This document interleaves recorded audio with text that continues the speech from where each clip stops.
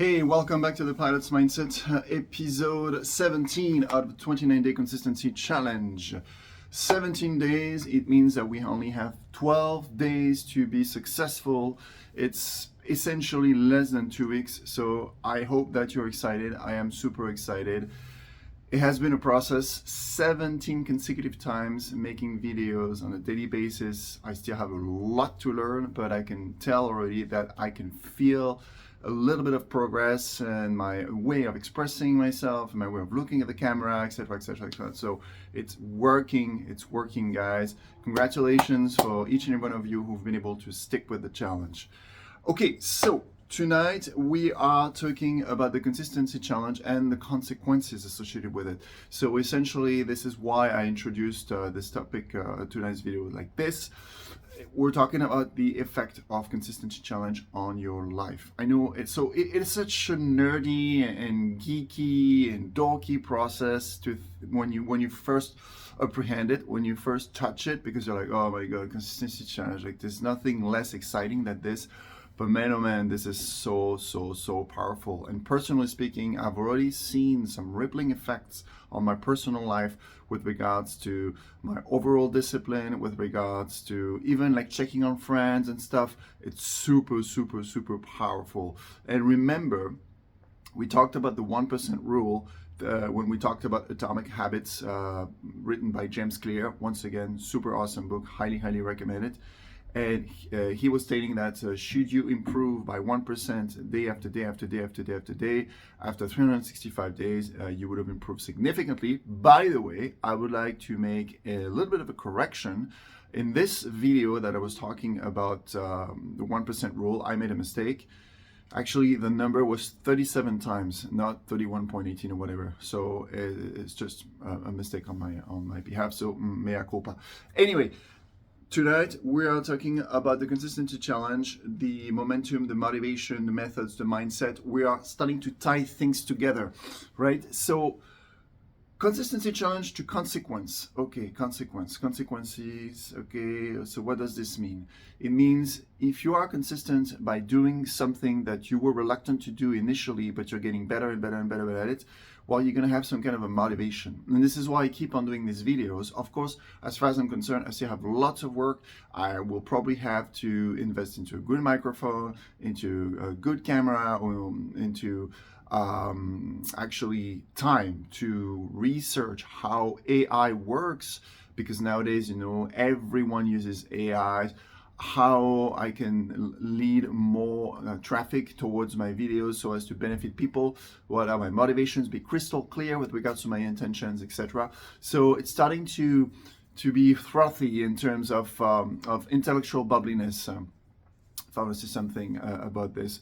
So remember the circle, right? The 3 circles that Jim Kwik talks about. That's the momentum that drives everything, okay? But the 3 key ingredients, right? Mindset, motivation, method, right? 3 circles, and they intersect one another. And right in the middle, he called that limitless. And once again, it sounds super flashy, but it works. So long as you maintain the momentum, because it's an ever revolving wheel, right? Between mindset, momentum, methods. Mindset, momentum, methods. It revolves and revolves and revolves. So long as you maintain the dynamic by being consistent, you will achieve things that you could only dream of before, right? So it's working. You got to be patient. You got to make mistakes. You have to have the courage to throw yourself in the fire. You have to have the courage to be uncomfortable and to start becoming comfortable with being way outside the comfort zone, or being very out of touch with what we're good at. Okay, so that's the things. So self-analysis, self-criticism. I have to admit that some days I didn't even I didn't plan accordingly so as to have time to add a description in my videos. So of course, nobody would find me.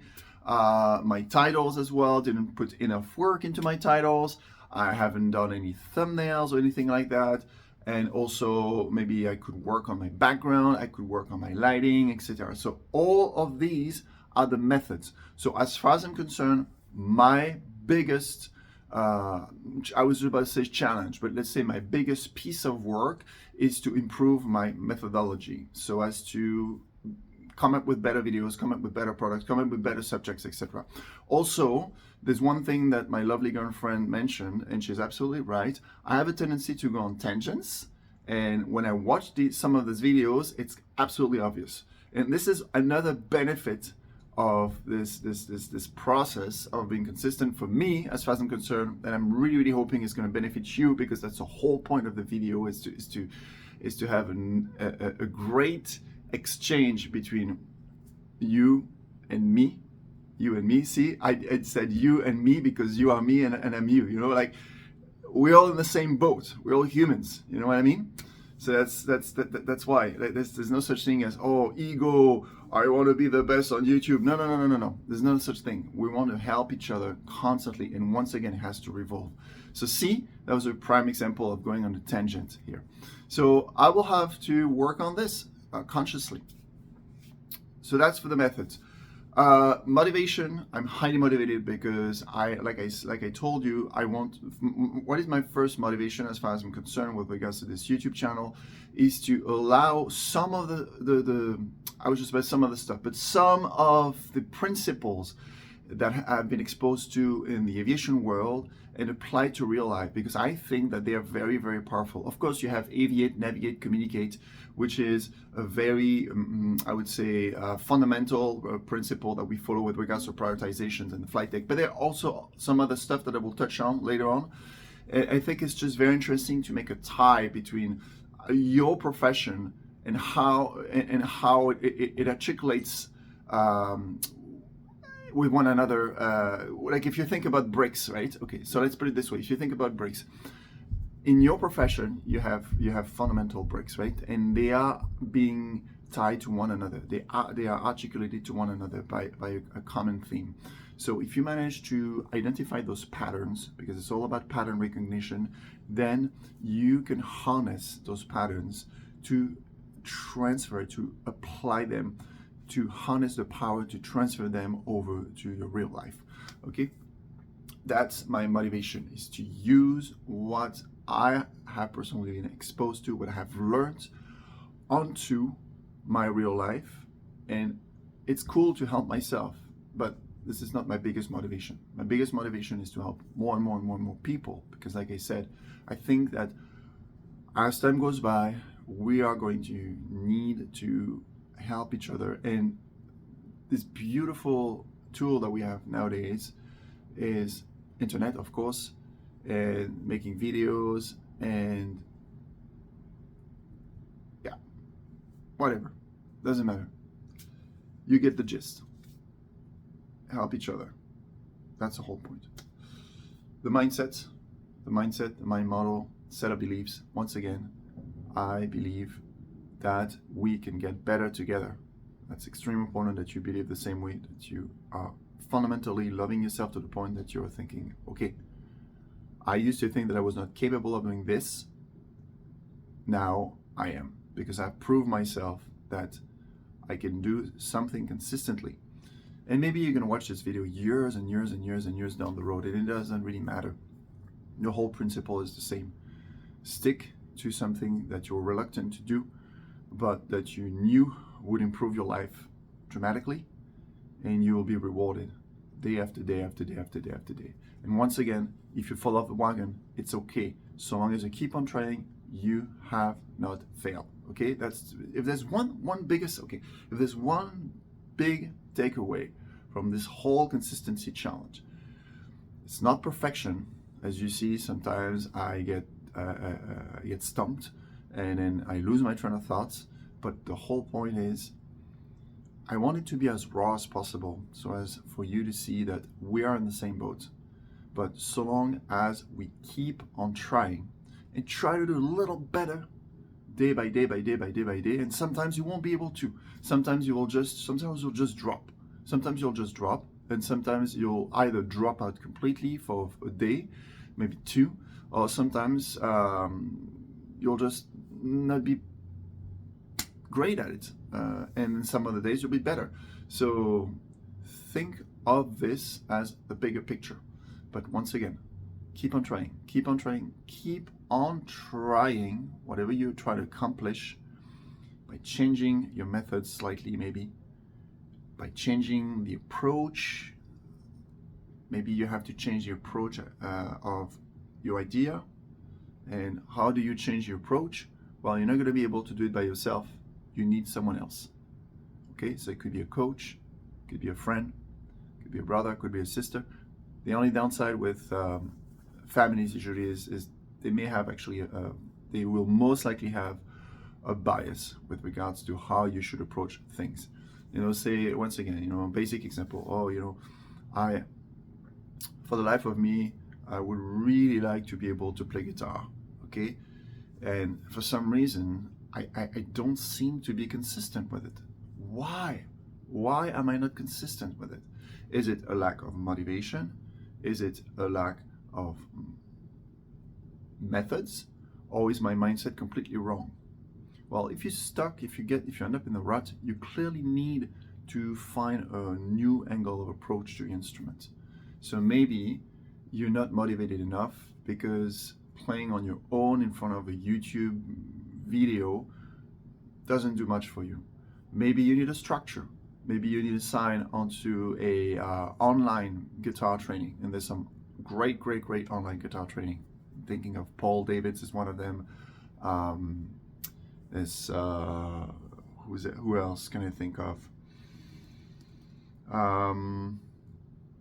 Guitar Jams as well as one is a good one. But yeah, doesn't matter. That's not the point. The point is, you will need an external force. Sometimes you have to admit that you can't do things. You can't win just by being on your own, right? There's a phrase actually that's written in Jim Kwik's book that I really like. Is okay. You can go faster alone, right? Because you have less inertia, right? It's only you, so it's only on you. It only depends on you. But you will go further together. Okay, you'll go faster alone, but you'll go further together. And what it means is, you can go fast, but you might not be able to get to the heart of what will truly fulfill you. So for guitar, for instance, maybe you're going to do this consistency challenge, but because you're disciplined, you're going to do it, but you're not going to get much pleasure out of it. Or maybe what you're going to say is, hey, you know what? Why don't I try to implement a jam consistency challenge? And of course, it's not going to be an everyday thing, because good luck finding people jamming with every single day. You'll be hard pressed to do so. You might, and kudos to you if you manage to, but honestly, it'll be a struggle. But you could say, you know what? I'm going to try to reach out to my best buddies, or I'm going to try to sign up on a Facebook group or something like that, and find people with whom I can jam on a regular basis. And I would say, be realistic initially, right? So maybe aim for something like twice a month or something like that, but be consistent with it. And once again, it's going to unlock a whole lot. See, it's been 14 minutes and I've talked my head off, but I've made a bunch of mistakes. If you look at this video, you know, I got stumped a few times. Pardon my French. I got stumped a few times, but it doesn't matter, because once again, so long as you keep on trying, right, you haven't failed. All right, cool. So we get the gist of it. So we talked about this, why the consistency works. Well, it's pretty obvious, right? It's tied to the 1% rule. If you're consistent at something and you use the right methods, that's the most important thing. You have the right motivation, you have the right mindset, meaning you believe in yourself, you know your why. Your motivation is, why must I use this, right? If you have the right methods, then, man, it's going to compound, right, over time, and that's going to be great. And same in aviation, honestly. Like, out of all the trainings I've undergone, the ones that I've been the most successful at, and I know it sounds super mundane, it sounds super obvious, but it's the ones that have not necessarily worked a huge amount, but worked on a consistent basis, consistent amount. we have a lot to cover as far as we're concerned when we get trained on a new type of aircraft. I can tell you that if you try to absorb this knowledge in just maybe like 3 or 4 days, you're not going to be, you're just going to, first of all, you're going to be completely overwhelmed, and you're going to retain maybe 10% at the most. Whereas if you give yourself more time, once again, you think ahead of the aircraft, and you're like, okay, when am I supposed to get, say, in the simulator? I'll give you an example. I am right now on the verge of heading back to work very, very soon, right? I had a minor surgery in December. It put me off work. It put me on medical leave for, well, up until February 17, up until today, right? Why I was going with this is now I'm actually anticipating that it's going to take me roughly 10 days so as to get back to a level of proficiency that I used to have, so as to be efficient in the flight deck. Okay, I'm not going to be dangerous, I know, because I have lots of things stored in my long-term memory, but as far as my efficiency is concerned, it's a completely different ball game. All right, so the plan is, and this is why this consistency challenge is so great, and this is why it has a rippling effect, is that I know now what I need to study, and I'm going to start coming up with a studying plan, probably going to last 10 days, maybe half hour every day, but that will be way enough for me to get back to a high level of proficiency. And the beauty of it is of course, if you're studying something brand new, like my relationship with YouTube, there's no other way to put it. It's going to be a grind, right? You're going to make tons of mistakes. You're not going to like what you see. You're going to doubt yourself, and you're going to be clumsy, etc., etc., etc. And it's going to be tedious overall, right? Well, once again, it's because it's brand new. But for something that you're already supposedly good at, and say you've left that thing for a few months to rest, well, guess what? If you come back to it and you start this consistency process, I should not even call that a consistency challenge. I should call this a consistency process, and this is so critical. Well, your skills will come back really quickly. And I know it sounds super trivial, consistency, but the beauty of these videos is I make one video every single day, okay? Use this video as a tool. Use it. You see, what's going to happen is you don't need to play the whole thing. Who cares? And I shouldn't say that because it's to my advantage if you play the whole thing for the YouTube algorithm, but it's not the point. The point is use it as almost like a mini coach, but a coach that's just teeny, let me say 10% just ahead of you, right? In terms of consistency. Because you see this guy who's got a French accent, who struggles expressing himself, who stumbles upon a bunch of roadblocks, and sometimes gets stomped. Sometimes he's got like a brain lapse or something like that. But this guy comes back every single day, even if sometimes his videos are super short. And you're like, okay, well, this guy is kind of average. Why can't I do that? And that's the thing. Use these videos almost like as a psychological booster, you know? Like, say you've given yourself the challenge of the push-up challenge, you know, that's super popular. Well, once again, you know, start with 3, and then the day after you'll start maybe with 3.5 or whatever. But use this video if you lack motivation. You know, it's just a quick play, and you'll be like, oh yeah, okay, I remember this guy, this pilot, trying to become good at making YouTube videos, and I can see his struggles, I can relate to his struggles, and yet he's consistent. Okay, I can at least do 2 push-ups, you know, and he keeps on telling me, keep on training. Okay, I'm gonna keep on training. And even if I fell off the wagon, I would have the ability to come back because he keeps on telling me. So And he doesn't seem to be an extraordinary guy. He's just a random guy with a random background and stuff. Okay? So use this video. This is a tool. So how can I use this? Why must I use this? To which area of my life can I use this? These are the questions you need to answer so as to make these videos useful. Okay? Awesome. We've covered a lot tonight. I've talked a whole lot. And